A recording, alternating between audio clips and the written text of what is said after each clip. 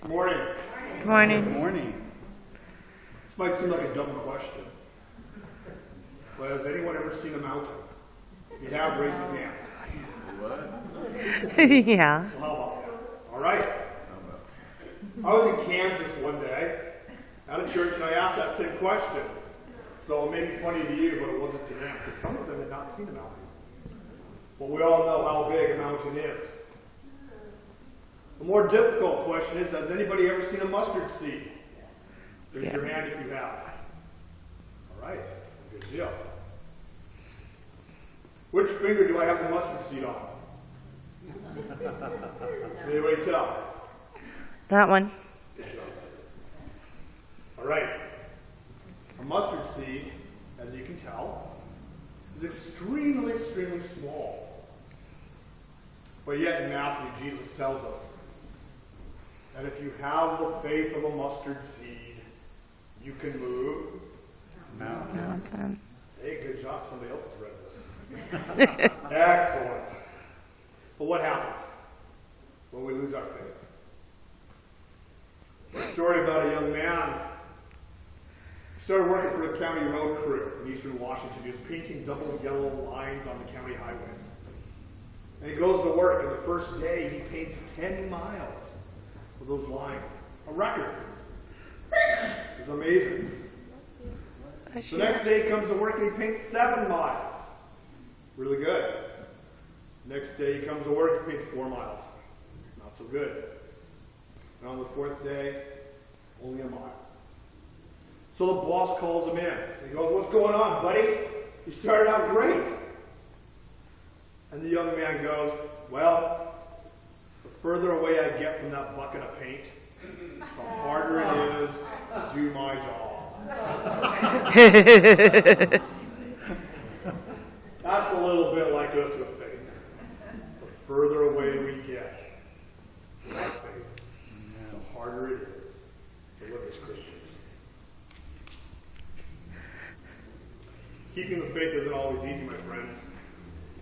As the woman in our story, our gospel lesson we talked about, she lived with this affliction for 12 years. That's a long, long time. Back then, it was even worse than just being sick.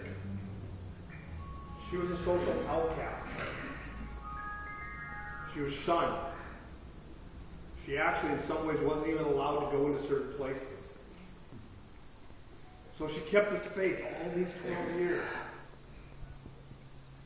And she hears that Jesus is coming. And she goes, I gotta touch him. Gotta have some contact. She presses into the incredible crowd that was there, knowing that she could be in trouble. She touches his cloak. And what happens? She's instantly healed. And Jesus knew what happened. And he stops. He goes, "Somebody touched me. Who did it? I want to know." And the woman, rather than slithering away, faced up to it, told him why. And rather than condemnation, Jesus said, "Woman, by your faith, you shall be healed." And it was that small grain of the mustard seed of faith that was dropped, that moved the mountain of her affliction.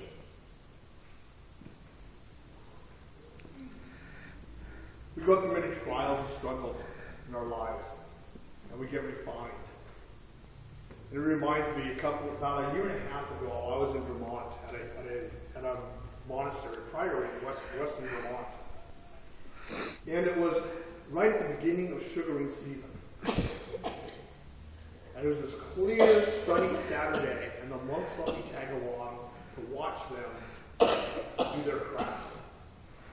And what they do to make syrup, they tap maple trees. They put a bucket underneath the tap. And out of that, what comes is this kind of clear, running liquid that has this faintly sweet taste.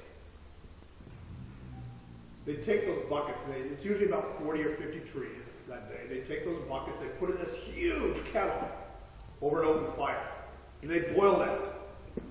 And it boils down to like this kind of thicker, caramel-like syrup. And then they take that, and they boil it again. They boil it again. They take all the impurities out, and they refine it. That 40 gallons of liquid is refined down to 1 gallon of pure maple syrup. That's like us. The last sermon I had with you, last time I shared, I told you were all fish. Well, today you're maple syrup. You constantly get refined. Your faith is refined. You get boiled down to the core of your faith. Historically, let's look at some folks who had that faith. Let's start with our martyrs, Peter and Stephen, and Andrew, and John the Baptist. It was because of their faith and their example that the life of the church went on. The dropping of that small mustard seed of faith that was planted helped the church go back. And our church founders, Luther, Zwingli, Calvin, Wesley, every one of them were ridiculed, were questioning, some were condemnation, some were made targets, their lives were endangered, but they persevered. And because of that small mustard seed of faith that was planted, they moved the mountain of institutional indifference. I got up early this morning and I was listening to the news, and they spoke about Nelson Mandela from South Africa. And as many of you know, he's very ill. Nelson Mandela spent 27 years of his life in prison. Much of that in isolation, fighting apartheid. And finally, apartheid was overthrown. It was that small mustard seed of faith that was dropped, that moved the mountain of injustice. 23 years ago, I was standing on a street corner with a bunch of folks in a campaign. It was an initiative asking for equal rights, not same-sex marriage, but just equal rights and protection for friends in our LGBT community. And as I was standing there, a carload of younger people came by and threw rocks at them and yelled at them and challenged them. And what a change in 23 years. Not only have we approved same-sex marriage, but DOMA was overturned this last week. And it was a small mustard seed of faith that was dropped that moved the cultural mountain of bigotry. But it happens in small ways also, my friends. I want to tell you a story about a young man in a large American city. He came into a church right at the end of an Easter service one Sunday, disheveled. His clothes were smelly, they were ragged. He was hungry. And he goes to the pastor who was tired. Easter's a pretty tiring day, it's a big day. So the pastor was sitting in the pew just kind of resting for a few minutes, trying to collect his thoughts.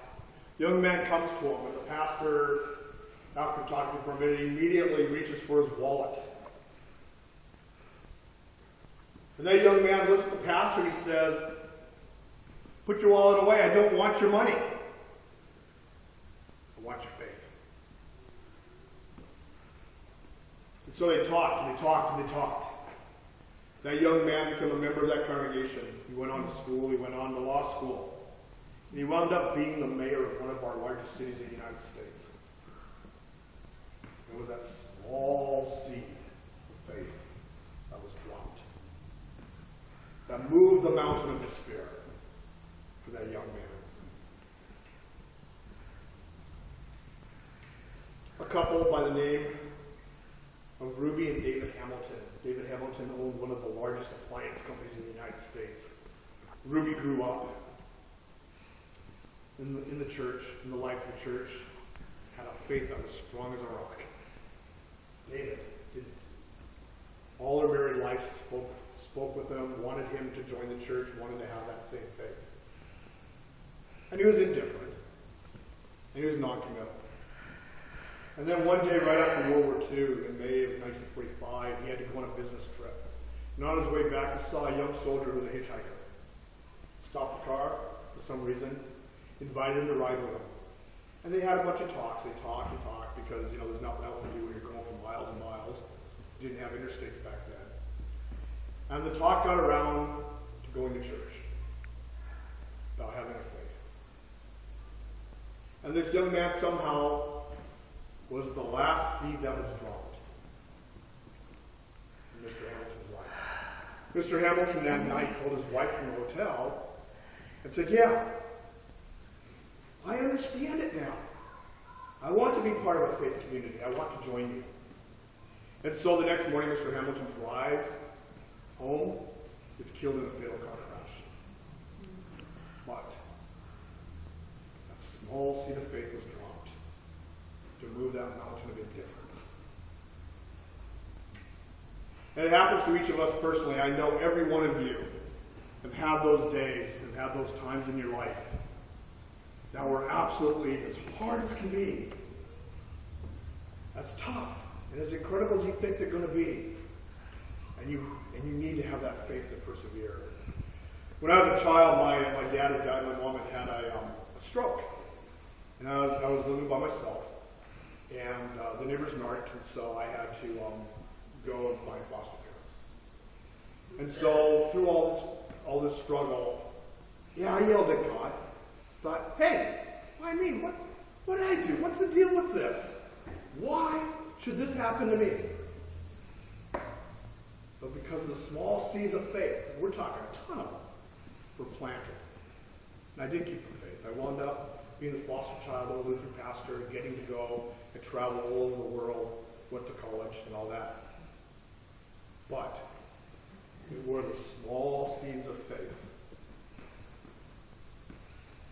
that were planted that changed that mountain of hopelessness.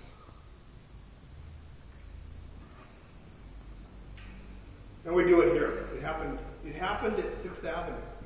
It happened on 43rd Street. And it happened here. 2 small churches having a really tough time, not knowing what was going to happen. Stepped out into faith. They had this crazy notion of taking this abandoned building that was basically a rat trap. I had never seen a place so messed up as a church. Fixed it up. Came here. And merged as a congregation with a sense of the future. By dropping and planting those seeds. The work of God's kingdom carried on. You have visited with the social outcasts of the day. You fed the hungry. You've given thirst to those who thirst. And you have watered the garden of community with those small seeds of faith. You have moved the mountain of malaise. And you have sprung up a new community. John Powers, in his book called The Unoriginal Sinner and the Ice Cream God, says faith is a strange thing. If you don't have it, it's tough to understand. If you have it, it's hard not to understand. So as we go from here today, I invite you to take communion, to walk on those seeds. Plant them, metaphorically. Keep dropping the seeds of faith. Keep the faith. And by all means, move the mountains. Amen. Amen.